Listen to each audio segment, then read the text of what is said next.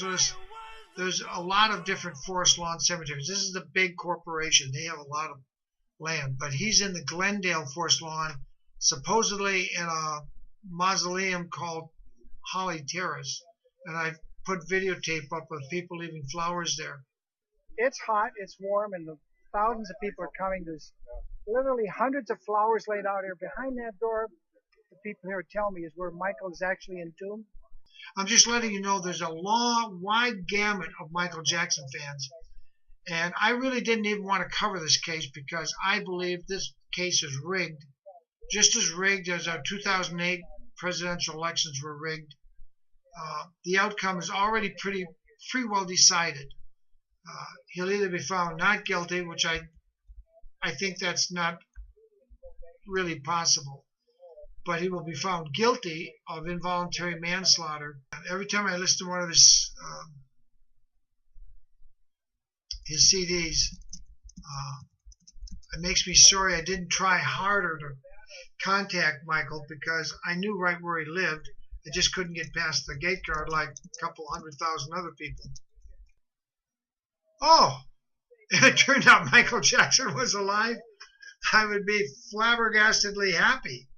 I mean, it'd be like slap happy drunk with joy. You know, if Michael was still alive, it'd be just a wonderful thing, because then the estate could not eat up all his money in lawyers' fees.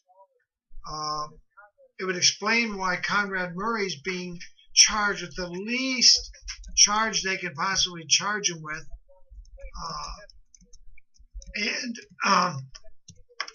But it would also probably mean he would be immediately arrested for causing all this trauma to Conrad Murray, would bring a lawsuit against him. Of course I'd be happy if Michael was alive. And I'd want him to play a game of chess with me on that big gold chess table he had there with rubies and gold and silver lining in that chess table. Most beautiful chess table I've ever seen there. He had it in the back room at Neverland by the French doors. And I saw with my own eyes the arraignment day he let the public in. Yeah, I do have our banner from the Michael Jackson Auditorium event we did June 25th. Just turns out I still had one in my car, and I was going to bring it down to the courthouse, but I couldn't carry that, my laptop, my camera. I just couldn't do all of it at once, and I don't want to take a chance on having any damage. We spent a couple $100 on each one of these banners. I'll show it to you if you guys want to see it. I don't know how many are out there. How many are watching, Steffi? 14. I'll show you this. Just take a second. In case you didn't see those tapes.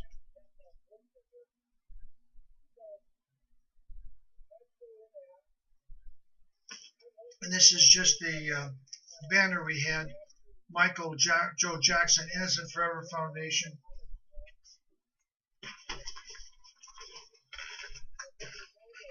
Yeah, I just happen to have that with me here.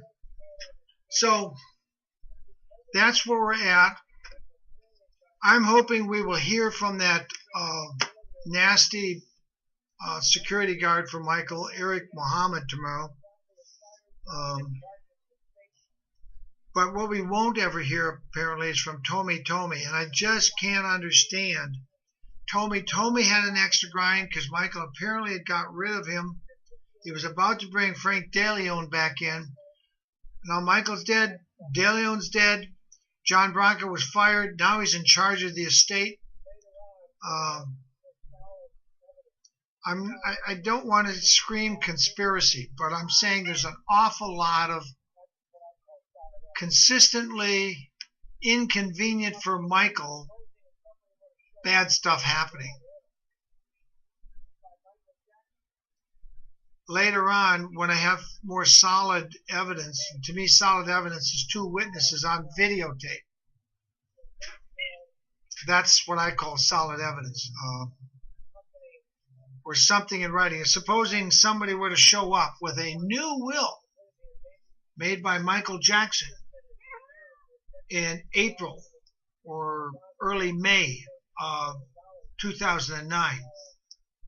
And that will and the accompanying living trust cut John Branca out completely and maybe insist that his heirs and executors go after John Branca for $170-some million. Michael loaned, either voluntarily or involuntarily loaned to John Branca and never got back.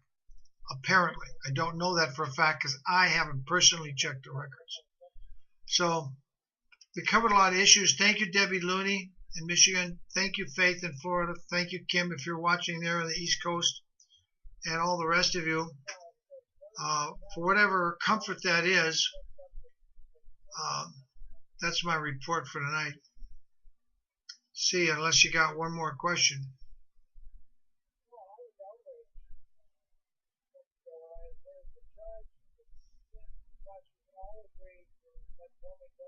Dreamchild says, what if he were trying to let all of the snakes dressed up as people expose themselves by their own hand?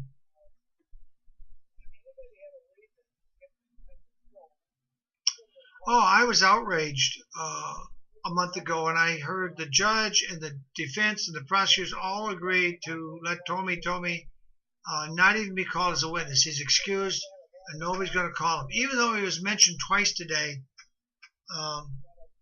I mean, anybody had a reason to get Michael killed should have been called as a witness. And certainly Tommy was a person who was close to Michael in the last year of his life. Got fired. And it's true, Michael had a habit of firing people and then hiring them back. That's true. That I've documented. But he didn't usually die because he hired somebody back. Thank you, Love Survives. I appreciate the comment. Harry Potter.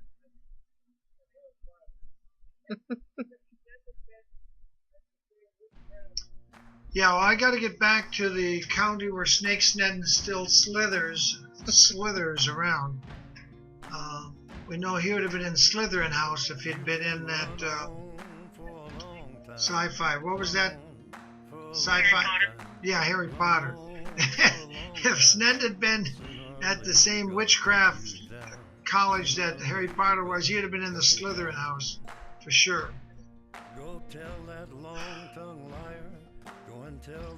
Okay, well, I gotta get some sleep.